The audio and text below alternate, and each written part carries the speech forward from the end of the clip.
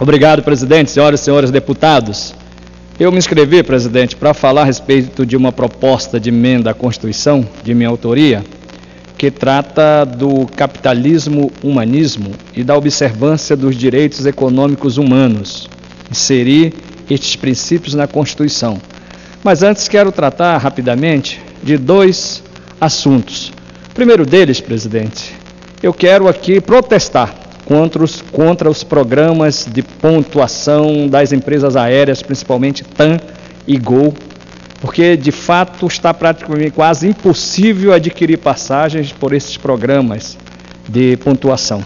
E nós, deputados, temos aqui a verba para adquirirmos nossas passagens, fazemos nossas reservas pela nossa verba parlamentar, não usamos praticamente esses pontos, mas o cidadão comum, e eu me refiro sobretudo com relação ao estado do Amapá, para você ter uma ideia, deputado Jordi, para adquirir uma passagem de Brasília para Macapá na Gol, hoje, por pontos, são 50 mil pontos.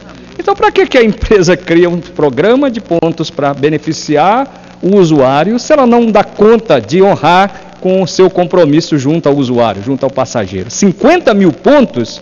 Quem é que consegue acumular 50 mil pontos para adquirir só um trecho entre Brasília e Macapá? Antigamente, tradicionalmente, se utilizava 10 mil pontos, tanto na Gol quanto na TAM. Agora está praticamente impossível, sobretudo quando se trata de feriados, né? Os preços cada vez mais exorbitantes, escorchantes. É um escândalo essa questão dos preços das tarifas aéreas no Brasil, associada agora a esse programa de pontuação de pontos da TAM, que é o programa TAM Fidelidade, e da Gol, o Ismael. Então fica aqui o meu protesto e pedido de providências.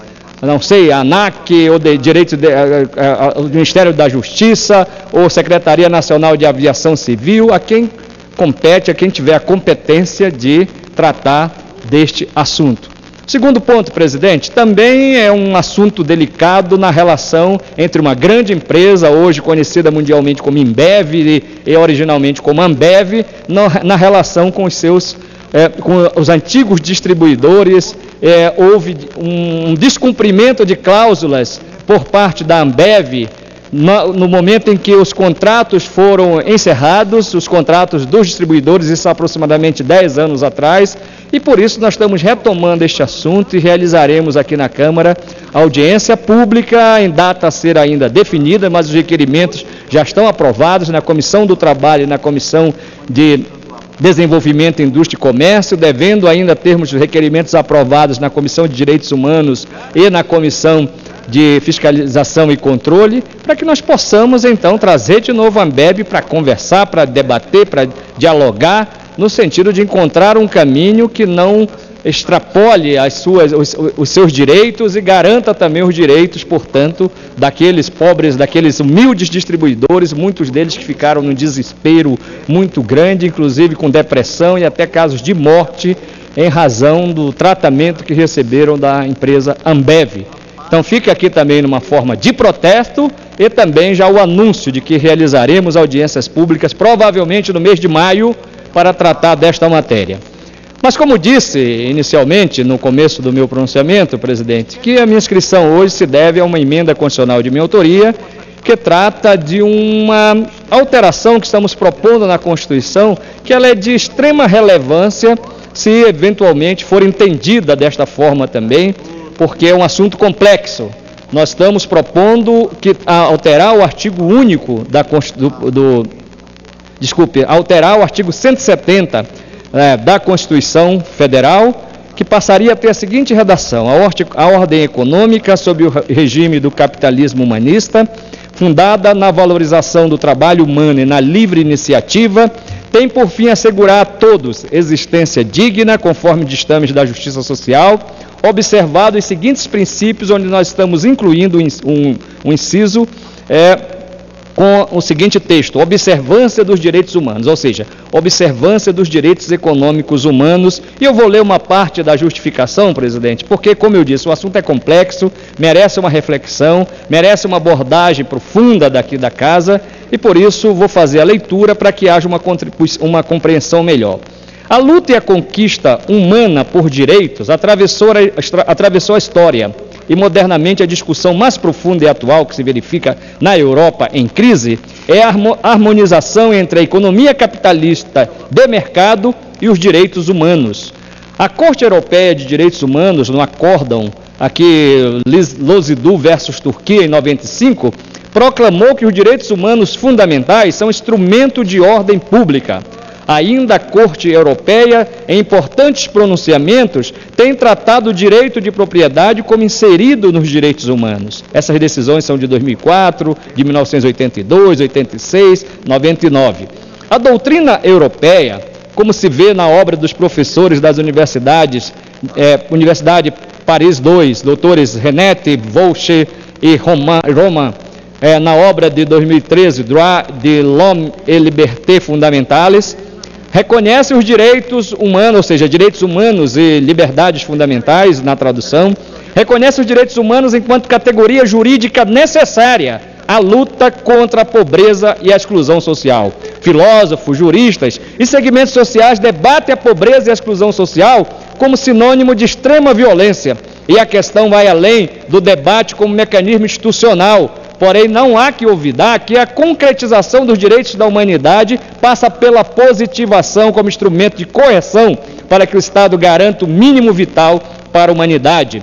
Em seu primeiro documento histórico, recentemente, o Papa Francisco, com a exortação Evangelii Gaudium, dirigiu-se aos fiéis cristãos a fim de convidá-los para uma nova etapa mundial, afirmando que, assim como o mandamento não matar põe um limite claro para assegurar o valor da vida humana, assim também devemos hoje dizer não a uma economia da exclusão e da desigualdade social. Essa economia mata. Continuando, sua santidade afirma que sem igualdade de oportunidades, as várias formas de agressão e de guerra encontrarão um terreno fértil que mais cedo ou mais tarde há de provocar a explosão. Quando a sociedade, local, nacional ou mundial, abandona na periferia uma parte de si mesma, não há programas políticos, nem forças da ordem ou serviços secretos que possam garantir indefinidamente a tranquilidade. Isto não acontece apenas porque a desigualdade social provoca a reação violenta de quantos são excluídos do sistema, mas porque o sistema social e econômico é injusto na sua raiz. Assim como o bem tende a difundir-se, assim também o mal consentido, que é a injustiça, tende a expandir sua força nociva e a minar silenciosamente as bases de qualquer sistema político e social, por mais sólido que pareça. Se cada ação tem consequências, um mal embrenhado nas estruturas de uma sociedade sempre contém um potencial de dissolução e morte.